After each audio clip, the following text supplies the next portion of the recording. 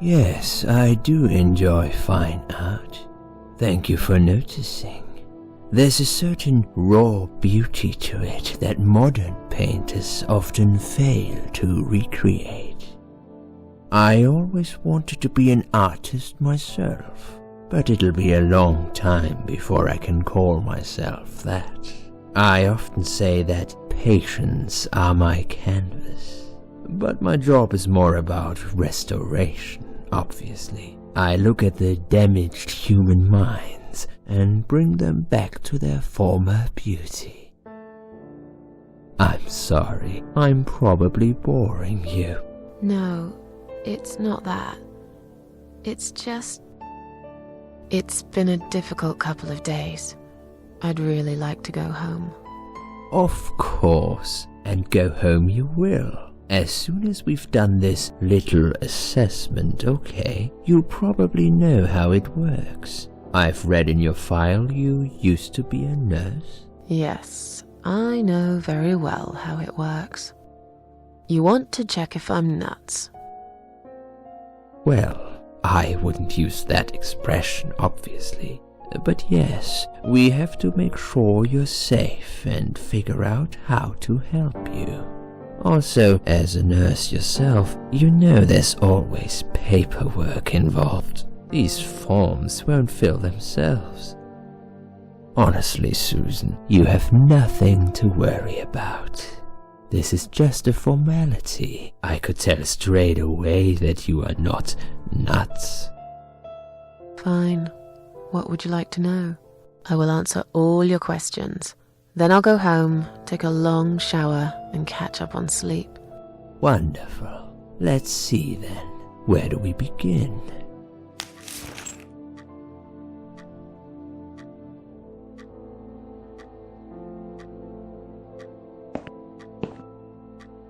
She's awake, Doctor. Good evening. It's good to see you awake at last. You're in the Cedar Lake Hospital. My name is Andrew. I'm one of the doctors. Would you confirm your name for me, please? Susan Ashworth. Hello, Mrs. Ashworth. I'm glad to see you're all right. You're on the ward now. Your condition is stable. I can see your brain functions just fine and there's no permanent damage of any sort. We've checked your internal organs and they're fine too. You're a very lucky lady, Susan. You might experience extreme tiredness and lethargy for a couple of days, but that should soon pass. I would advise plenty of rest now. The nurses on this ward will take it from here. Please let them know if you need anything. Take care, Mrs. Ashworth. Please, don't try to speak. What did you say? Don't worry, Mrs. Ashworth. Your arm is fine. No. There was nothing wrong with your arm, darling. Now calm down. Would you like me to get you some water? Let me get you a drink. I'll be back in a second.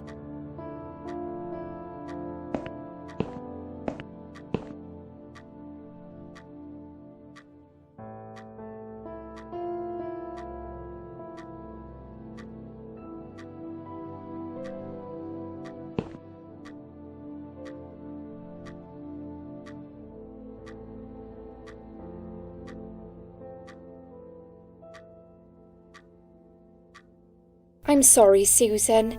Did I wake you? I have to take your blood pressure. 2 seconds and I'm gone. My name is Liz, by the way. I'm sorry. I know this isn't very nice. Believe me, I hate waking people up just for this. But being a nuisance is part of my stupid job, unfortunately. Oof, I hate this place. Tell you what, Susan. Can I call you Susan? So anyway, I shouldn't say it, but you know I'm going to anyway. You are so lucky. It's crazy.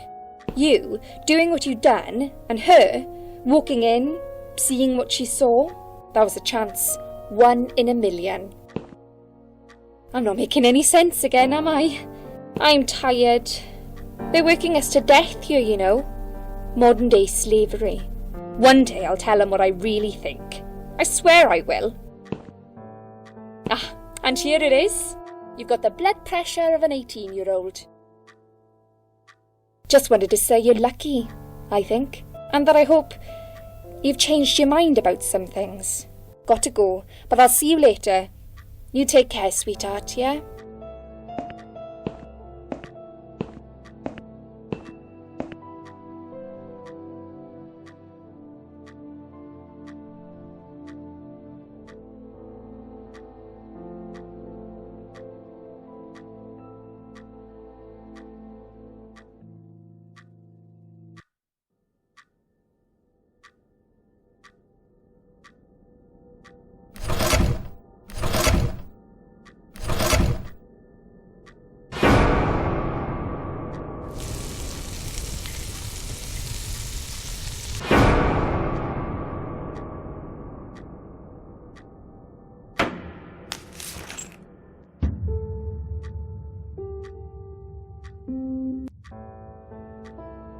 Bad dream?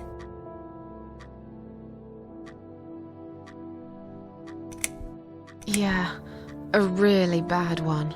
I knew it. I could see as soon as I came in the room that you were having a nightmare. I guess I shouldn't have woken you up. What was it about? I was burnt alive. Actually, it reminds me of something that happened the other day. There was this woman on the emergency unit, and she really wanted to smoke, you know? But they wouldn't let her, of course. She wasn't well at all, not just injured, but not right in the head. She was on 10 litres of oxygen through the face mask. She had to stay in bed, she was told. But she wouldn't listen, of course, and as soon as they'd left, she lit up a fag. The whole room went up in flames, and so did she. I guess you didn't really want to know that, did you? That's just me and my big gob. Typical. I never know when to shut up. What happened to me? Well, how much do you remember? I took some pills, and I fell asleep in the chair. I remember how the room kept spinning around me slowly. I felt so calm, and then I woke up here, and I saw you. Can you now tell me who found me, and what happened? Well, your body went into a coma. You were lucky she came home and found you. I told you that before. What? Who found me? Your daughter, of course. She called an ambulance.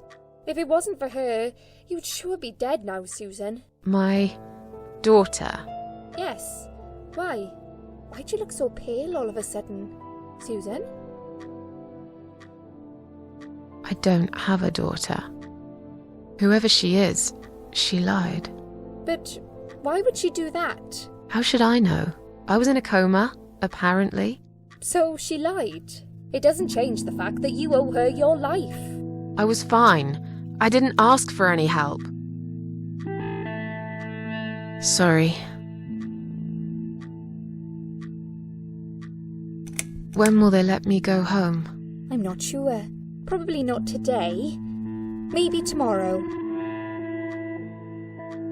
Look, I shouldn't say that, but you seem like a nice person. I feel like I should warn you. There's this doctor here. They call him Dr. X. He's a chief of psychiatry in this hospital. You won't be able to go home until he's talked to you, and he's really good at getting into your head. You know what I'm saying? He will ask you a lot of tricky questions. But he's a really great guy. You should trust him. Tell me more about this Dr. X. His name is Xavier Zellman, but everyone just calls him Dr. X.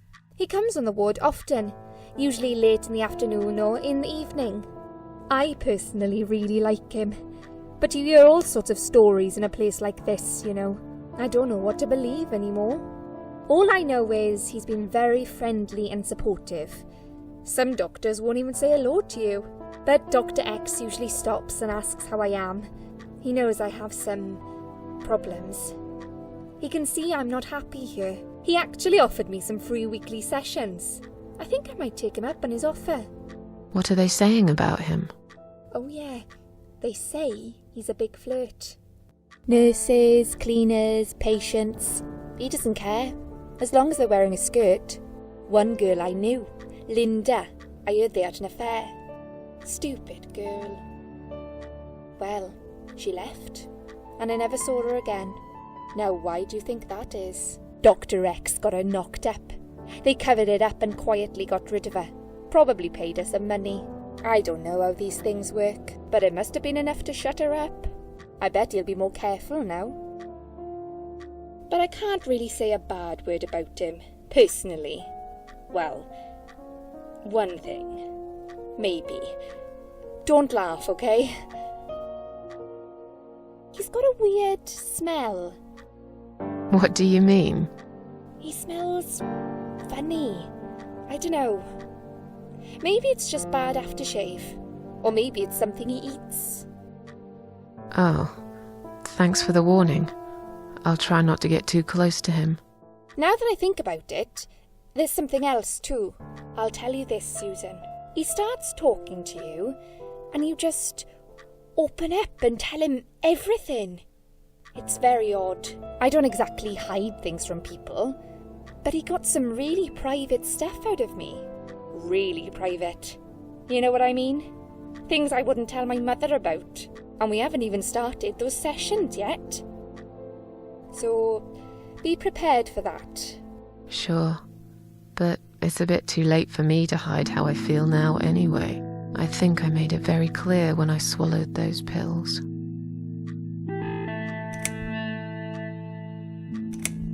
Tell me something more about yourself. Me?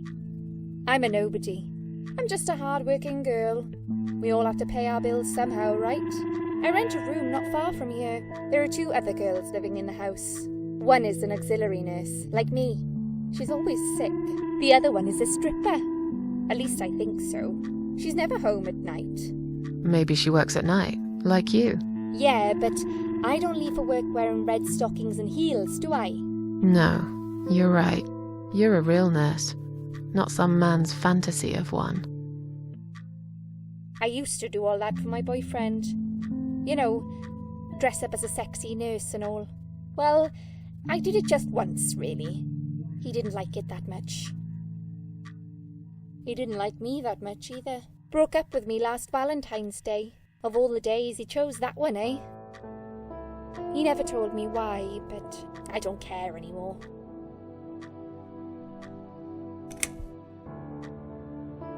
I'm tired.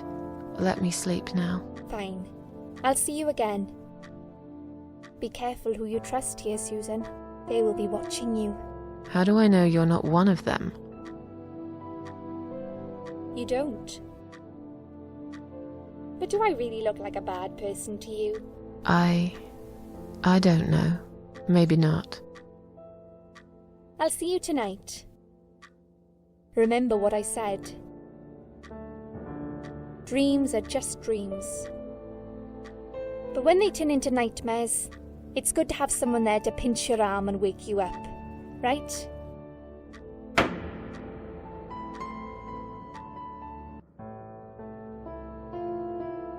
We'll start with a little chat about your childhood. I want you to be as honest as possible. It's important if we want to get to the bottom of your problem. Count to 10 and tell me when you're ready, Susan.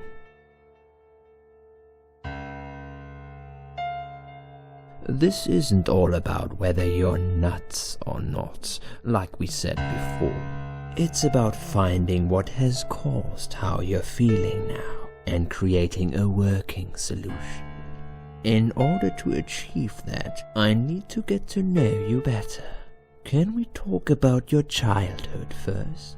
Your parents. When you're a child, your life revolves around them. What was your father like?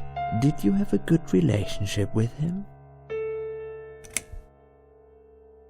No, he wasn't a good father to me. He was a cold, scary man. Had this wall around him. I could never talk to him about anything. He wouldn't understand. He'd just punish me instead. Maybe it's his fault I got some wires crossed in my head. Because he never loved me. I've always wondered what it feels like to have a loving dad. Maybe it's not too late to fix things between you two. It is. He's dead.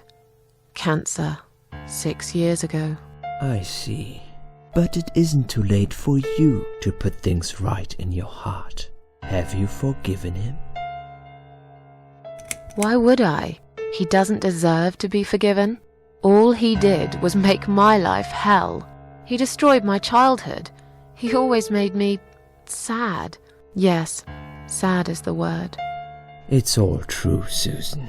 But the anger you have kept in your heart all these years isn't doing you any good.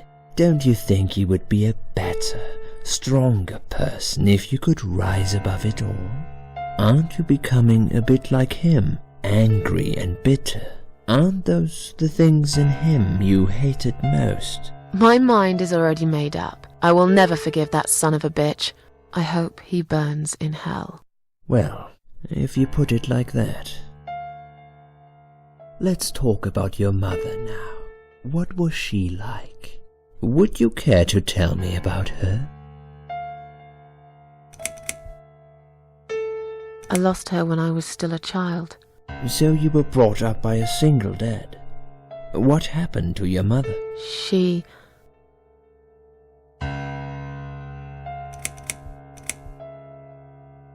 abandoned me. I just wish I knew why.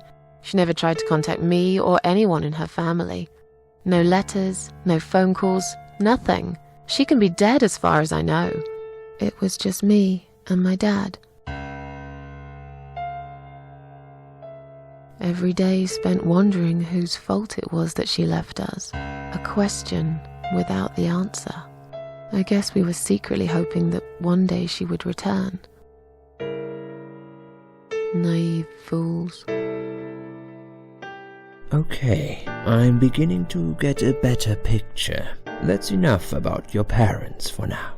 Let's take 2 minutes, and we will talk about something else.